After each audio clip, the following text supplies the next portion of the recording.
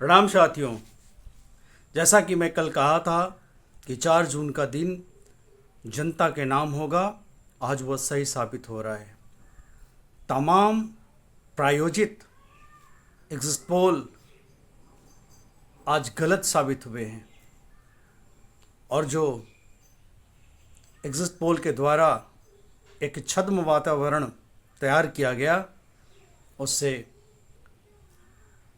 सैकड़ों हजारों निवेशकों का बड़े मात्रा में आर्थिक क्षति हुई है।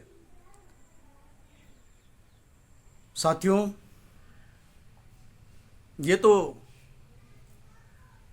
बहुत पहले से तैयार हो गया था, तय हो गया था कि भाजपा को 230 के करीब सीटें आएंगी और वो आज सच साबित होता प्रतीत हो रहा है। लेकिन इसमें भी गड़बड़ी करने की कोशिश की जा रही है।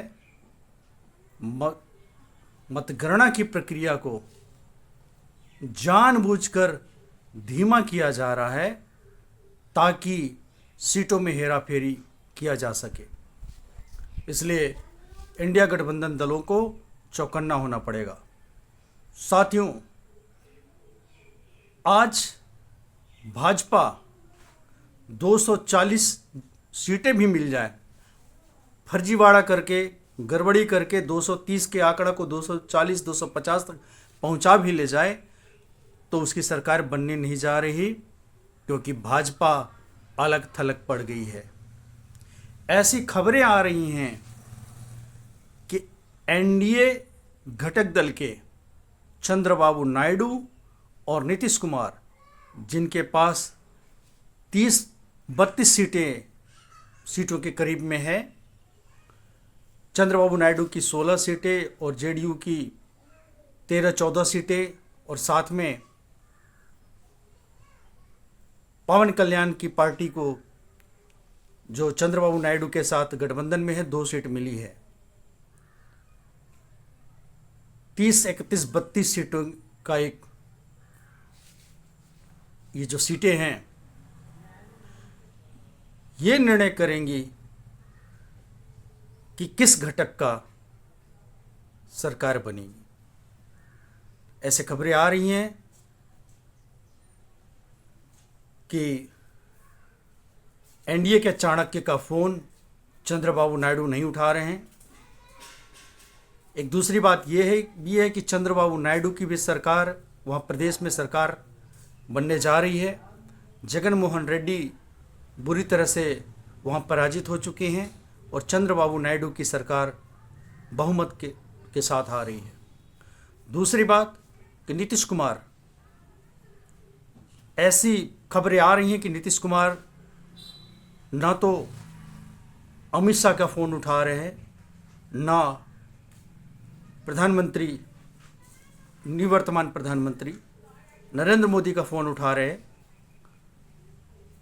इन दोनों का जब फ़ोन नहीं उठा तो आनन फानन में सम्राट चौधरी को मुख्यमंत्री आवास भेजा गया मुख्यमंत्री से संपर्क करने के लिए। लेकिन ऐसी खबरें आ रही हैं कि नीतीश कुमार उनसे भी नहीं मिले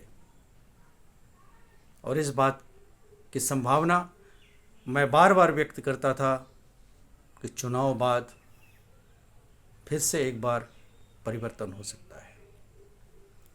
साथियों, बिहार की जनता को अभी और स्वाभिमानी होने की जरूरत है। हमें हरियाणा और महाराष्ट्र से प्रेरणा लेने की जरूरत है। महाराष्ट्र में जिस तरह से शरद पवार, उद्धव ठाकरे की पार्टियों को तोड़ा गया, उन्हें परेशान किया गया, उनके राजनीतिक वजूद को समाप्त करने की कोशिश की गई, उनके पार्टियों को तोड़ दिया गया, कार्यालय तक ले लिया गया, पार्टियों का नाम तक ले लिया गया, शरद पवार के परिवार को तोड़ दिया गया, चाचा को भतीजे से लड़वा दिया गया। साथियों,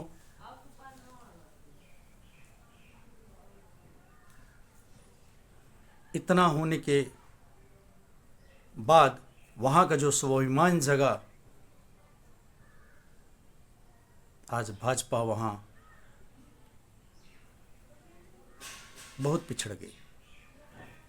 इसी तरह हरियाणा में जो पिछले 2 चुनावों में 10-10 सीटें जीती, 10 में 10, आज वहाँ आधे से भी कम सीट पे आ गई है। वहाँ के किसान दुष्यंत चौटाला को तो जिताया जरूर, लेकिन अपने हक से पीछे नहीं गए, अपने हक के लिए लड़ते रहे। साथियों, जिस तरह से महाराष्ट्र और हरियाणा के लोग अपने स्वाभिमान के साथ समझौता नहीं किए, उसी तरह से हम सबको भी सीख लेना चाहिए।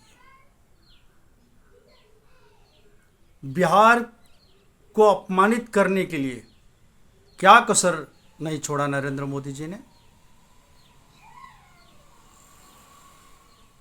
इसकी लीडरशिप को किस तरह से परेशान किया, ये किसी से छिपा हुआ नहीं है। किस तरह से राजद के नेताओं को परेशान किया गया, किस तरह से जेडीयू के नेताओं को परेशान किया गया,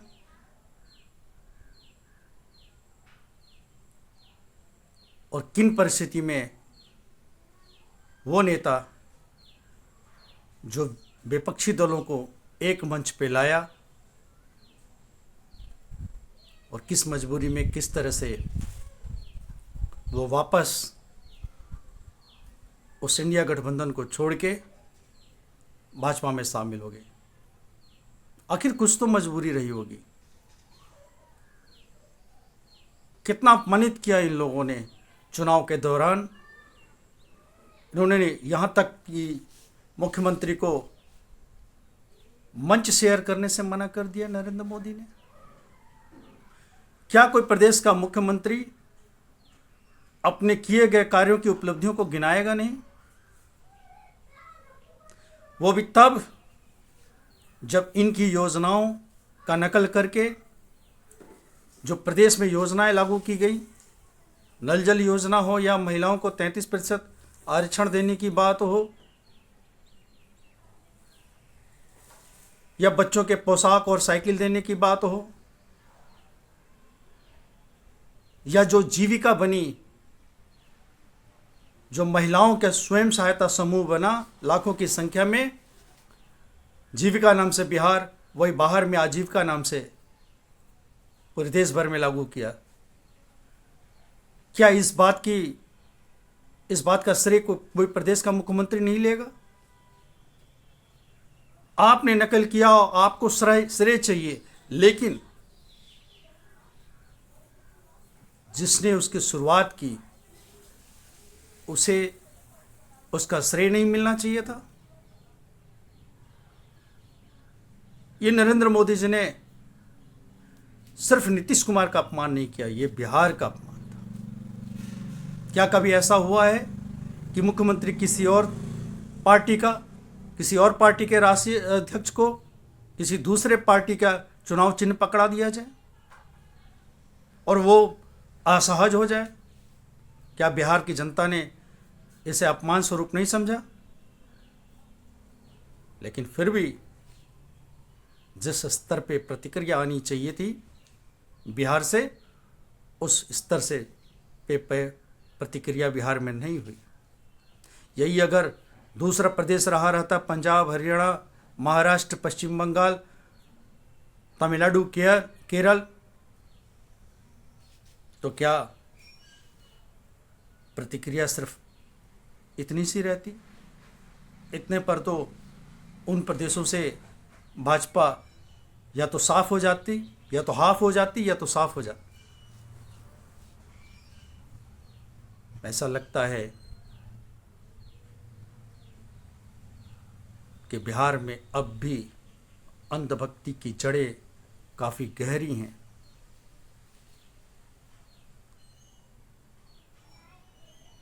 और हम लोगों को अंधव्यक्ति पाखंड के खिलाफ जागरूकता लाना होगा।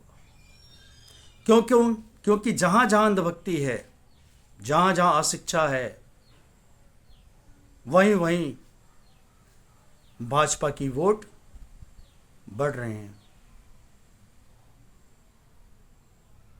वो चाहे मध्य प्रदेश के सीधे सादी जनता हो, जिनके आंख पे पूरी तरह से पट्टी बांध दी गई है। बदलाव की इस घड़ी में भी 29 की 29 सीटें मध्य प्रदेश से आई है, जो कि गुजरात में भी नहीं मिली। और उस वक्त में जबकि हर एक प्रदेशों से भाजपा उखड़ रही हो, भाजपा की सीटें कम आ रही है, ऐसे समय में उड़ीसा में लोकसभा की सीट बढ़ जाना, 18-19 सीट आ जाना, सिर्फ यही नहीं, वहां बीजेपी का पहली बार सत्ता में आना, ये दर्शाता है कि किस तरह से वहां की जनता, मासूम जनता को बरगला के उनका वोट लिया गया। उड़ीसा जो प्राकृतिक संसाधनों से भरा पड़ा है, उसके लूट का रास्ता पहले से ज्यादा प्रशस्त हो गया, क्योंकि नवीन पटनायक के समय में भी प्राकृतिक संसाधनों की लूट हुई। अब वो लूट और तेजी से होगा।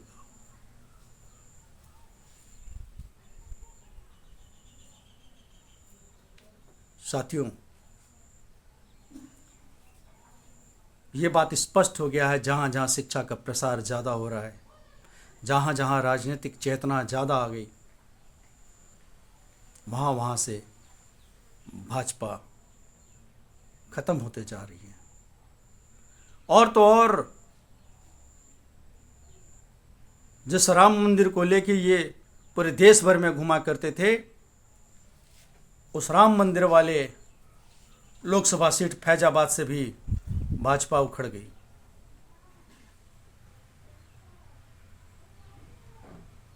ये एक सुखद बात है। राजनीति धर्म के बजाय विकास की बात पर हो, लोगों को सुशासन देने की बात पर हो, लोगों को न्याय देने दिलाने की बात पर हो, हर हाथ को काम देने के नाम पर राजनीति हो, ना कि धर्म, अंधविश्वास और पाखंड फैलाने के नाम पर। साथियों, ये तो तय है कि नरेंद्र मोदी प्रधानमंत्री नहीं होने जा रहे हैं। इस देश में बदलाव हो चुका है और प्रधानमंत्री कोई नया व्यक्ति ही होगा। राहुल गांधी भी प्रधानमंत्री होंगे, इसकी संभावना हमें कम लगती है। मल्लिकार्जुन खड़गे की भी संभावना कम है। जिस तरह से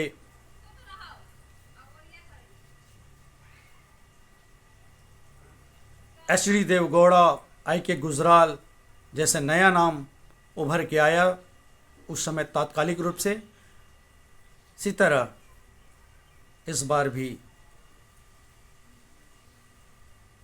कोई नया व्यक्ति प्रधानमंत्री बनेगा, नरेंद्र मोदी और राहुल गांधी के बजाय, इसकी संभावना ज़्यादा लगता है। और हम आशा करते हैं जो भी प्रधानमंत्री बनेगा